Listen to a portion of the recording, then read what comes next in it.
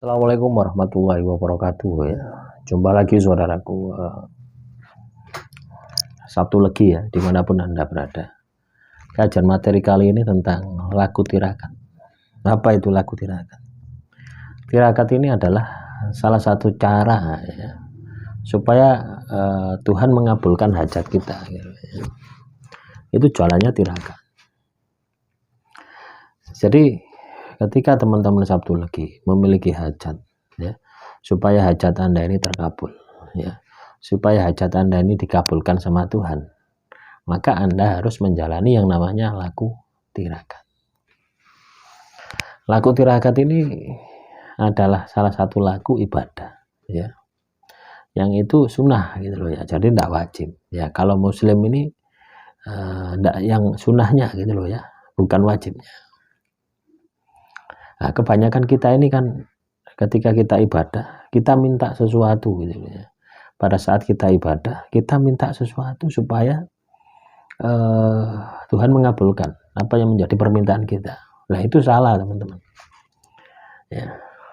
Jadi ketika Anda ibadah yang namanya yang wajib ya, itu jangan dikotori dengan permintaan-permintaan Anda ya.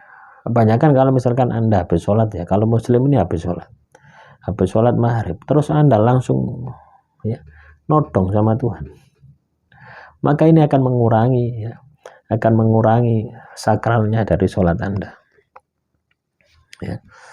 Sholat wajib itu adalah pajak hidup kita gitu. Sholat wajib itu adalah hak Tuhan atas diri kita, karena kita ini sudah diberi kehidupan. Itu sholat wajib itu seperti itu. Nah, kalau Anda menginginkan sesuatu, Anda harus melalui jalan tirakat. Ditirakati dulu.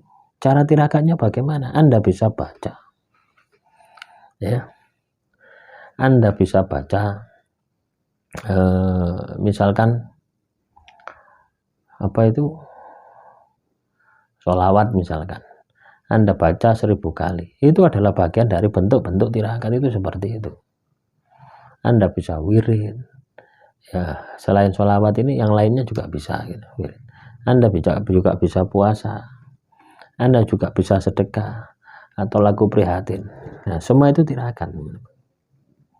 Memang tirakat itu untuk tujuan terkabulnya hajat, namanya tirakat, ditirakati ya. Contoh misalkan ibunya Pak Harto itu puasa berpuluh-puluh tahun supaya anaknya bisa menjadi raja, akhirnya jadi presiden. Nah, itu ditirakati. Anda juga bisa tirakat tidak hanya untuk diri Anda ya, bisa Anda lakukan untuk keluarga Anda. Ini juga bisa ya, ditirakati semacam itu.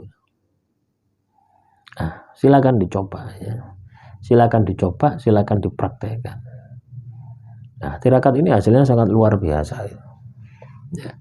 Ketika Anda mau mencobanya, ini sangat luar biasa. Dan ini juga saya lakukan gitu loh ya.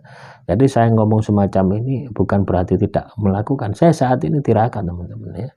Saya tirakat membaca sholawat dalail khairat. Saya tirakat membaca isi falah. Sudah saya tirakati selama 8 tahun. Ya, banyak keajaiban yang terjadi gitu ya. Yang itu saya alami gitu, dengan tirakat laku semacam ini. Nah, sebelumnya ya tirakat puasa muti, puasa Senin Kemis, puasa Nabi Daud, puasa dalail, itu juga saya lakukan. Nah, tirakat ini ada tendensi kepentingan kita ya. Ada tendensi permintaan kita. Saya ingin beli motor misalkan, tak tirakati ya. Dan kuncinya ketika Anda menjalankan tirakat, yang wajib jangan pernah ditinggalkan ya. Jadi Anda ibadah ya, Anda sholat ya, itu jangan ditinggalkan, tetap dikerjakan, ditambahi dengan tirakat. Lah, kunci keberhasilan ketika kita tirakat itu sebenarnya sederhana. Anda jangan terobsesi dengan hasilnya. Tapi Anda nikmati hasilnya. nikmati prosesnya, bukan nikmati hasilnya. Anda nikmati prosesnya. Jadi caranya seperti itu. Ya. Jadi ketika kita mengamalkan sebuah amalan, ya, itu Anda nikmati.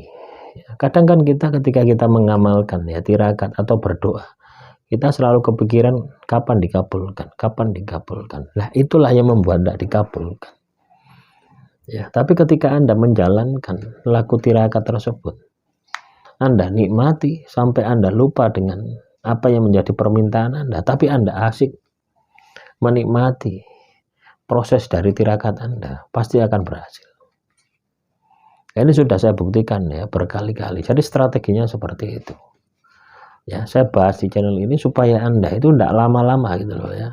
Dulu saya ini dua minggu ya. Ketika terpuruk terjatuh cukup 2 minggu untuk bisa bangkit. Tapi yang ke 2017 ini ya, itu 4 tahun ya, tak tirakati baru bangkit.